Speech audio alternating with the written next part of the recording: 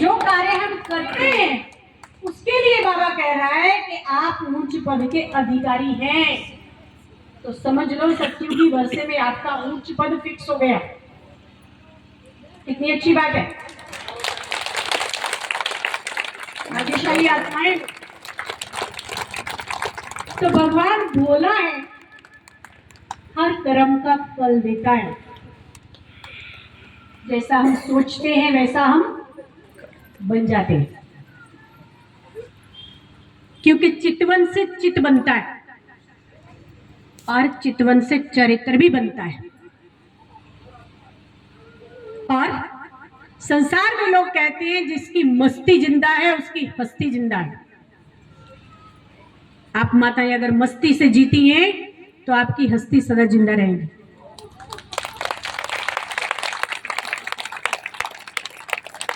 दूसरी कथा में कहा गया है कि जिस समय समुद्र मंथन हुआ उस समय सबसे पहले क्या निकला? क्या निकला? विष निकला, हलाहल निकला, जिसे जहर भी कहते हैं। और क्योंकि देवताएं और असुर दोनों मिलकर समुद्र मंथन कर रहे थे, तो उस हलाहल से जो प्रभाव ज्यादा होने लगा वो देवताओं पे होने लगा। देवताओं को बचाने के लिए भगवान ने आकर के वो सारे का सारा जहर पी लिया, इसलिए उसे नीलकंठ कहा जाता है। कंठ नीला हो गया। तो कहने का अभिप्राय क्या? क्या भगवान ने वो पिया था, जहर पिया था? और यहाँ भी उपवास का अर्थ क्या है? उपवास अर्थात भूखा रहना नहीं है।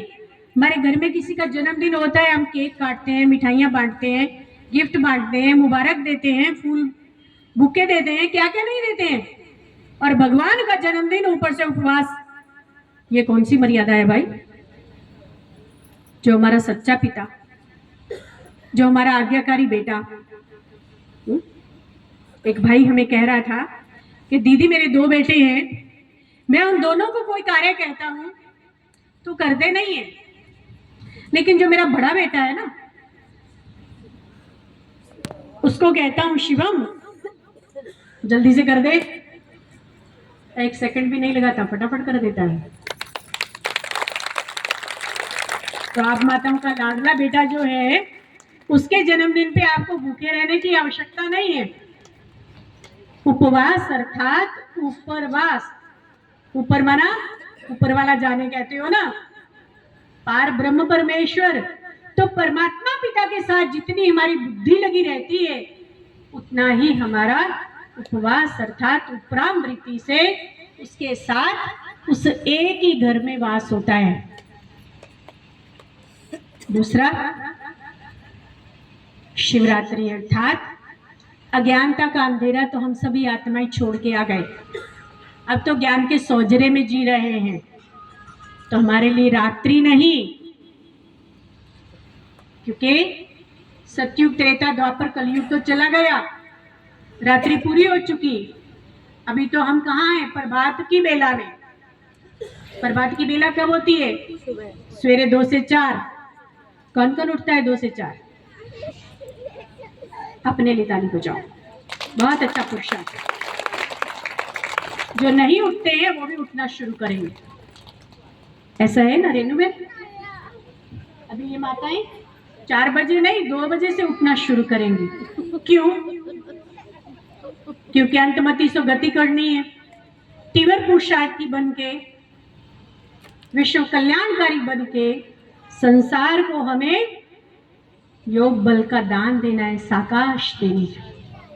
इसलिए जितना ज्यादा जल्दी उठेंगे उतना जल्दी रात्रि से निकलकर अमृत वेले में आ जाएंगे। अमृत वेला अर्थात अमर बनने की बेला, अमर तक पाने की बेला, अमर प्राप्तियां करने की बेला।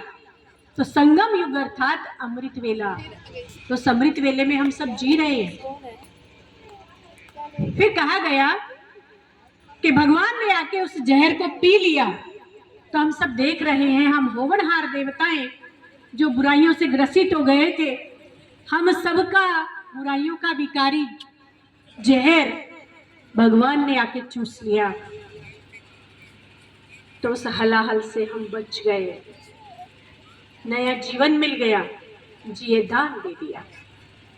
तीसरी कथा में कहते हैं कि शिवरात्रि अर्थात भगवान की शंकर पार्वती की विवाह दिवस, विवाह की बेला। यहाँ हम थोड़ी सी गलती कर जाते हैं।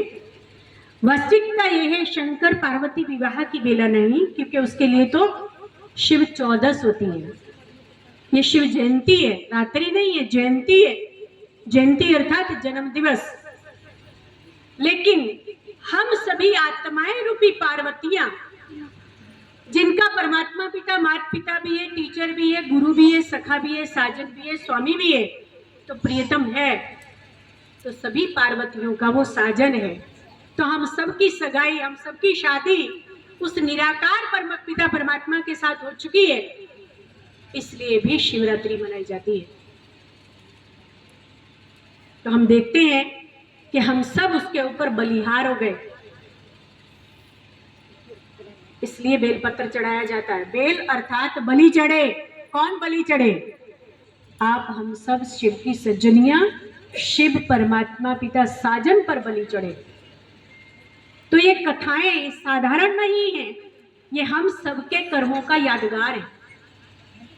इस यादगार को अच्छी तरह से मनाना ही शिवरात्रि मनाना है।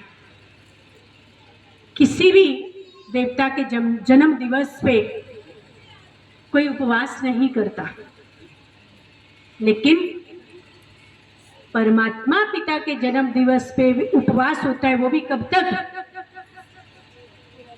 कल रात्रि भोजन खाया था, पूरी रात्रि निकल गई, आज का पूरा दिन भी चला गया, खाना खाया जाएगा रात्रि 12 बजे के बाद। सबसे लंबा व्रत